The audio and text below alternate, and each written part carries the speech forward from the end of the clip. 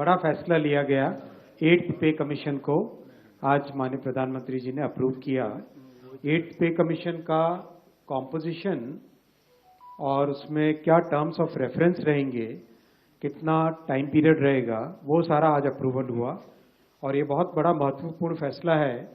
आपको पता है कि अभी हाल ही में जनवरी में ही इन प्रिंसिपल अप्रूवल हुआ था कि किस तरह से 8th पे कमीशन का फॉर्मेशन किया जाए और इतने कम समय में 8th सेंट्रल पे कमीशन का गठन भी कर दिया गया। इसके लिए काफी बड़ा कंसल्टेशन होता है।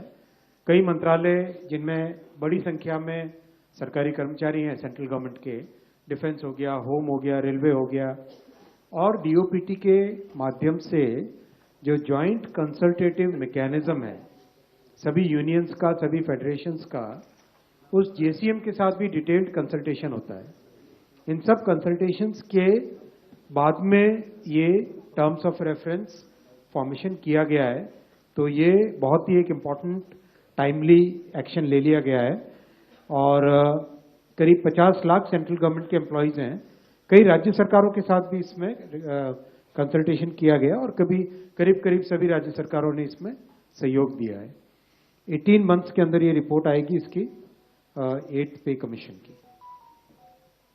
जस्टिस रंजना प्रकाश देसाई को इसका चेयरपर्सन बनाया गया। आप सब जानते ही हैं जस्टिस देसाई को, हमारे प्रेस काउंसिल ऑफ इंडिया की चेयरपर्सन है और बहुत ही अच्छा उनका एक long history of public service है। So she will be heading the 8th pay commission. Professor Pulak Ghosh from Bangalore, I am, and Mr. Pankaj Jain, who is Secretary Petroleum and Natural Gas, he will be the member secretary. दूसरा बड़ा फैसला लिया गया साथियों आज, nutrient based subsidy for rabi season. आप सब जानते हैं कि माननीय प्रधानमंत्री श्री नरेंद्र मोदी जी किसानों के लिए एक के बाद एक बड़े फैसले लेते हैं और इसमें बहुत किसानों की इनकम प्रोटेक्ट हो, उनको सारे इनपुट्स कम कॉस्ट पे मिले, नए तरीके से खेती कर सकें, डिजिटल टेक्नोलॉजीज का उपयोग कर सकें, हर तरीके से क्रॉप की इंश्योरेंस हो, हर तरीके से खेती के हर एस्पेक्ट पे ध्यान देना माननीय प्रधानमंत्री जी ने शुरू से ध्यान दिया है। आज जो फैसला लिया गया है वो है जो हमारे न्यूट्रिएंट बेस्ड सब्सिडी स्कीम, उसके अंडर पी और के, वैसे पीके का कुछ और भी मतलब होता है, लेकिन यहाँ पी और के, फास्फोरस और पोटैश और सल्फर, इसकी जो 28 ग्रेड्स ऑफ पीएनके फर्टिलाइजर हैं उन सबका सब्सिडी का प्रोग्राम आज अप्रूव हुआ।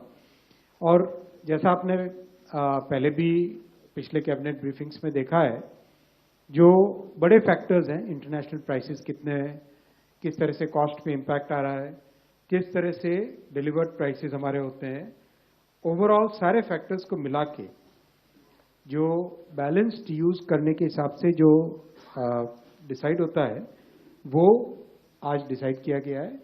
और फास्फोरस, पोटैश और सल्फर के रुपीस पर किलोग्राम, नाइट्रोजन का भी NPKS, इनका रुपीस पर किलोग्राम के ये प्राइसेस डिसाइड हुए हैं। P और S न्यूट्रिएंट्स है जो कि इसमें रबी में काफी बड़ी मात्रा में यूज होते हैं, उसके प्राइस करीब 1 to 10% हायर है compare to the previous prices, subsidy actually. Then cabinet approved about 37,952 crore rupees का इसका जाएगा टोटल आउटगो और 1 अक्टूबर 2025 से ये रेट्स एप्लीकेबल हो जाएंगे। डीएपी और टीएसपी, ट्रिपल सुपर फॉस्फेट और डाई अमोनियम फॉस्फेट, ये दोनों सबसे बड़े हाईली कंज्यूम्ड फर्टिलाइजर के कंपाउंड्स हैं।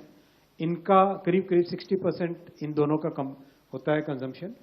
इन दोनों के लिए एक स्पेशल पैकेज भी रखा गया है जिससे कि जो फार्मर्स को, किसानों को जो रेट मिले वो रेट बिल्कुल कांस्टेंट रहे, वो बिल्कुल ना बढ़े।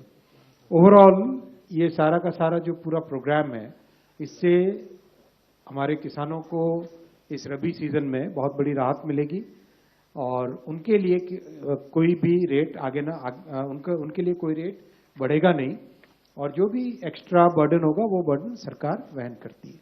इस तरह का ये फैसला है साथियों।